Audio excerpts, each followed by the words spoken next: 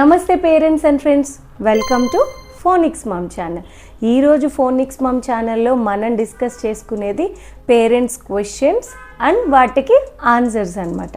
ఈరోజు వీడియోలో మనం ఏమేం టాపిక్స్ కవర్ చేయాలనుకుంటున్నామంటే, వర్డ్స్ రికగ్నైజేషన్ వచ్చేసిన తర్వాత దాన్ని రాసేటప్పుడు ప్రాక్టీస్ చేసే మిర్రర్ ఇమేజెస్ ప్రాబ్లం అనమాట. లైక్ లాస్ట్ వీడియోలో మనం confusion of B and D చెప్పుకున్నాం కదా, ఆ వీడియోకి చాలా మంచి రీచ్ వచ్చింది. అంటే అంతమంది పేరెంట్స్ అలాగ మిర్రర్ ఇమేజెస్తో కన్ఫ్యూజ్ అవుతున్నారని అర్థమైంది. సో ఈరోజు వీడియోలో ఇంకొన్ని మిర్రర్ ఇమేజెస్ అయ్యే లెటర్స్ని ఇంకా వాటికి ఈజీ ట్రిక్స్ని నేర్చుకుందాం. అలాగే నెక్స్ట్ వచ్చి బ్లెండింగ్. చాలామంది పేరెంట్స్ మా వాళ్ళకి లెటర్స్ సౌండ్స్ వచ్చేస్తున్నాయి, బట్ బ్లెండింగ్ కొంచెం కష్టంగా ఉంది అంటున్నారు. సో ఆ బ్లెండింగ్లో కూడా ఈరోజు ట్రిక్స్ నేర్చుకుందాం. ABCDs నేర్పించాలనుకోండి మీరు, లెటర్ సౌండ్స్ అది వాళ్ళు ఫన్నీ వేలో నేర్పించాలనుకోండి మనం ఒక గేమ్ లాగా చేయొచ్చు.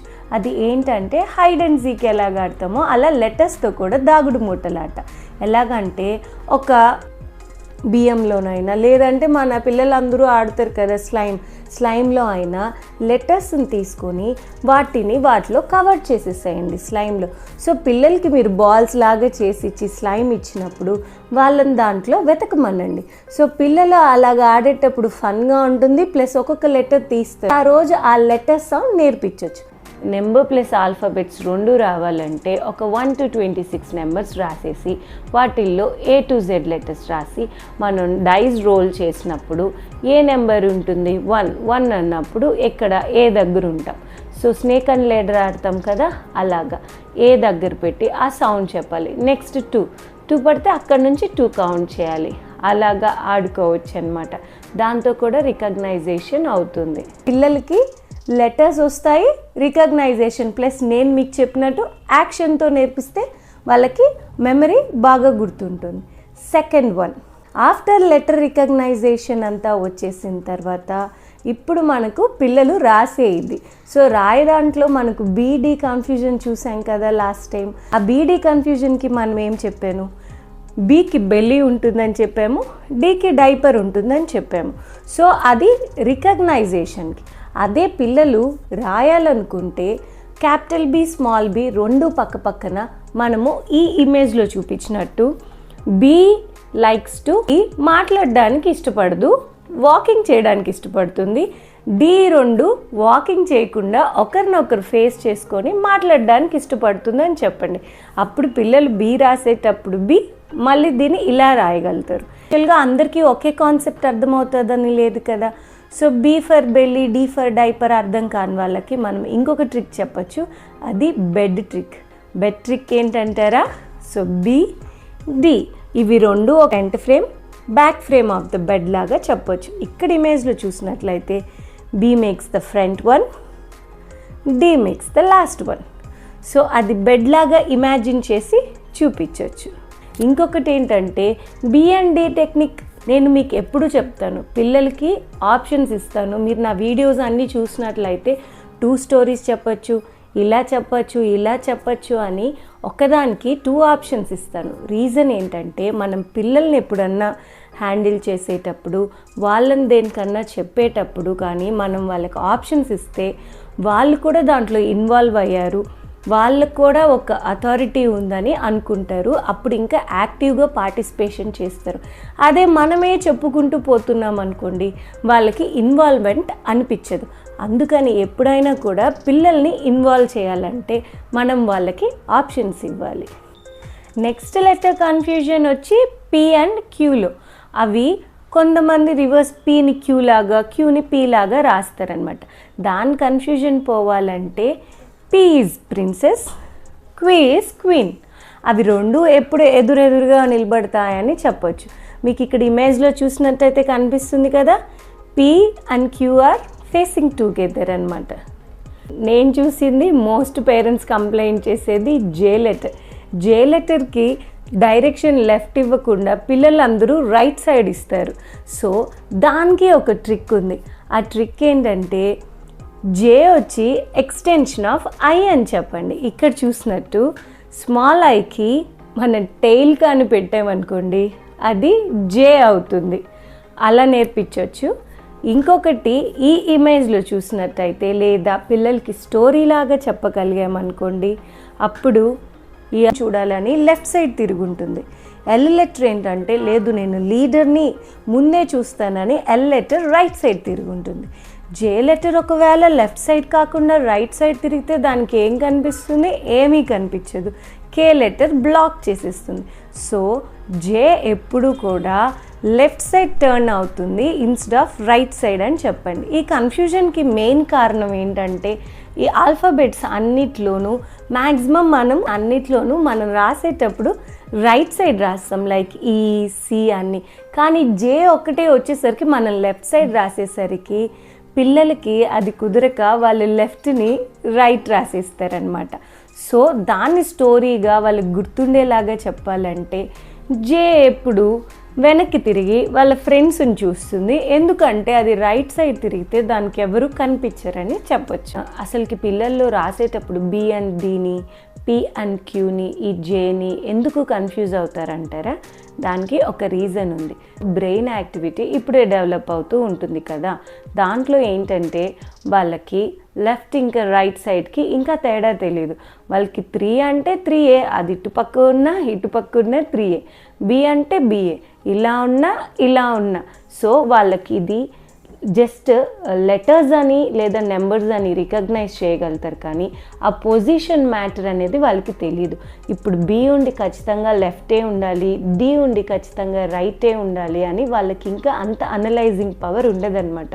సో వాళ్ళు జస్ట్ దాన్ని ఒక ఇమేజ్ లాగా, సో బి అంటే ఇది మనం ఇలా కూడా రాయొచ్చు అనుకుంటారు. ఎగ్జాంపుల్గా చెప్పాలంటే ఇప్పుడు ఒక చైర్ ఉందనుకోండి, అది లెఫ్ట్ సైడ్ ఫేస్ చేస్తుందా రైట్ సైడ్ ఫేస్ చేస్తుందా అని చూడరు, that is a chair.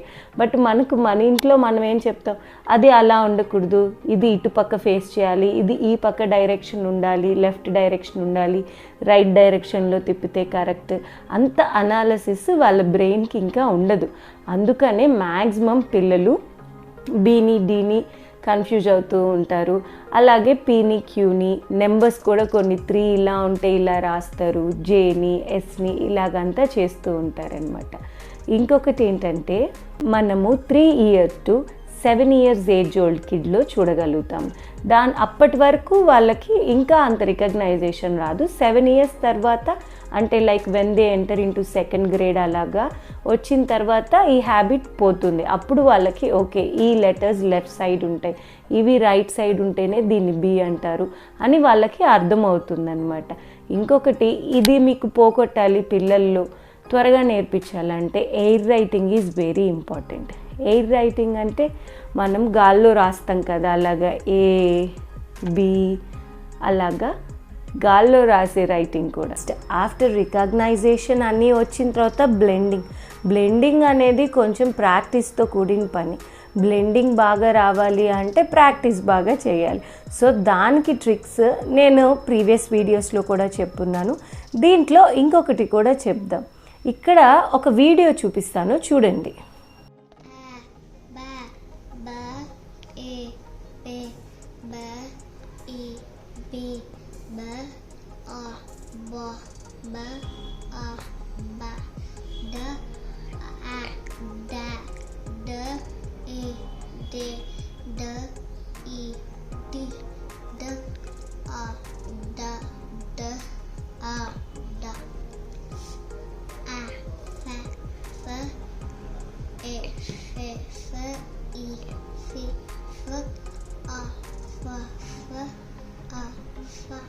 So ఈ వీడియోలో చూపించినట్టు మన పిల్లలకి కాన్సోనెంట్స్ రాసేసి వెంటనే పక్కన ఓవెల్ రాసేసి దాన్ని అలా చదివిపించవచ్చు. ఇక్కడ చార్ట్లో చూపిస్తున్నట్టు you can save this chart or మనం ఇంట్లో రోజుకి ఒక లైన్ రాయిపించవచ్చు. లైక్ దాన్ని ఒక సాంగ్ లాగా కూడా చేయించవచ్చు. బ్యా బే బీ బో బా, బ్యా బే బీ బో బా అలాగా. నెక్స్ట్ అదే డి వచ్చిందనుకోండి, డా డే డి డో డా, డా డే డి డో డా అలాగా. ఊరికే ఆ రోజు ఉంటే వాళ్ళ పిల్లలు సాంగ్ లాగా రైమ్ లాగా పాడుతూ ఉంటారు ఎగ్జాక్ట్ అనమాట. అర్థమవుతుందా? సో అలాగా రోజుకొకటి చేయించిన వాళ్ళకి బ్లెండింగ్ వస్తుంది. బ, ఆ, బ్యా, బ, ఏ, బే, అలాగా. సో ఈజీ అవుతుంది.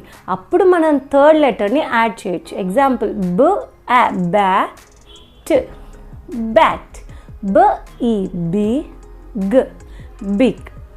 ఇంకొకటి బ్రేక్ వచ్చిందనుకోండి, పిల్లలు లెటర్స్ మర్చిపోయే ఛాన్స్ ఉంటుంది. ఈ ట్రిక్ కాకుండా ఇంకొక ట్రిక్ ఏంటంటే నేను చెప్పిన కార్ గేమ్ది, దాన్ని ఈ వీడియో చూడండి ఒకసారి.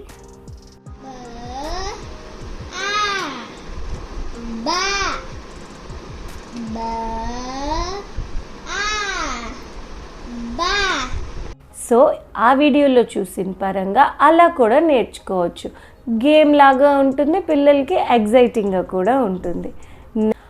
ఆఫ్టర్ బ్లెండింగ్ తర్వాత నెక్స్ట్ ఏంటి మనది కాన్సెప్ట్ రీడింగ్ కదా. సో ఆ రీడింగ్ కంటిన్యూ, మనం ఒక సెంటెన్స్ని కంటిన్యూగా రీడ్ చేయాలంటే ఈ పిరమిడ్ మెథడ్ ఫాలో అవ్వచ్చు. పిరమిడ్ మెథడ్ ఏదంటారా చూద్దాం. ఒక వర్డ్కి గ్యాప్ ఇచ్చి ఆ వర్డ్ని బ్రేక్ చేయాలి. మీకు ఐడియా కోసం ఇక్కడ చూడండి. సో అక్కడ a bug, a bug is, a bug is on the. So అలాగ పిల్లలకి ఒక వర్డ్కి మధ్యలో బ్రేక్ వస్తుందని అర్థమవుతుంది. లేదంటే వాళ్ళు కంటిన్యూస్గా చదివేస్తారు. బగ్, ఈ, బగీజ్ అలా చదువుతారు. అలా కాకుండా బగ్ అనేది సెపరేట్ వర్డ్, ఈజ్ అనేది సెపరేట్ వర్డ్.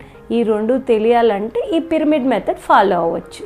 ఈ పిల్లలకి రీడింగ్ వచ్చేసిన తర్వాత ఇమీడియట్గా బుక్స్ ఇచ్చేసి చదివేయమనొద్దు. ఎందుకంటే ఇప్పుడు బుక్స్లో అన్ని టెక్నిక్స్, నేను ముందు చెప్పిన బాసీ ఆర్ ఉంటుంది, మ్యాజిక్ కీ ఉంటుంది, అన్నీ ఉంటుంది. అవన్నీ వాళ్ళకి కష్టం అనమాట. సో ఎప్పుడైనా ఫోనిక్స్ చదివించేటప్పుడు మీరు బుక్ సెలెక్ట్ చేసుకునేటప్పుడు లెవెల్ 1 ఫోనిక్స్ అని చెప్పి గ్రేడ్ 1 ఫోనిక్స్ అని ఉంటాయి. ఆ బుక్స్తో స్టార్ట్ చేయండి. మీ పిల్లలకి నేను చెప్పిన లెటర్స్ కాకుండా ఇంకేదన్నా లెటర్స్లో కూడా కన్ఫ్యూజన్, ఇంకా డౌట్స్ ఉంటే మీరు నాకు కమెంట్ చేయండి. నేను వాటికి కూడా ఏమన్నా ట్రిక్స్ చెప్తాను. అలాగే ఏ పార్ట్ చదవడంలో కష్టంగా ఉంది అంటే ఆఫ్టర్ ఈ ట్రిక్స్ ఫాలో అయినా కూడా మా వాళ్ళకి ఇంకా చదవడం రాలేదు అని ఏ పార్ట్లో వాళ్ళకి ఇబ్బందిగా ఉంది చెప్పినా కూడా టెక్నిక్స్ని చూద్దాం. అలాగే మీకు ఇంకా ఏదన్నా టాపిక్ మీద డౌట్ ఉన్నా కూడా కమెంట్ చేయండి. నేను దాని మీద వీడియో చేయడానికి ట్రై చేస్తాను. ఆల్రెడీ మన ఛానల్లో సిఆర్, మ్యాజిక్ కీ, డైగ్రాఫ్స్ ఇలాగా చాలా వాటిపైన వీడియోస్ చేస్తున్నాము. వాటిలన్నిటినీ కూడా చూడండి. అప్పుడు మీకు ఎలా చదవాలో అర్థమవుతుంది. త్రీ లెటర్ వర్డ్స్ వచ్చిన తర్వాత నెక్స్ట్ ఆ వీడియోస్ని ఫాలో అయితే 4 letters ఫర్ ద 5 letters చదవడానికి కూడా ఈజీగా ఉంటుంది. ఒక ఇంట్రెస్టింగ్ వీడియోతో మళ్ళీ కలుద్దాం.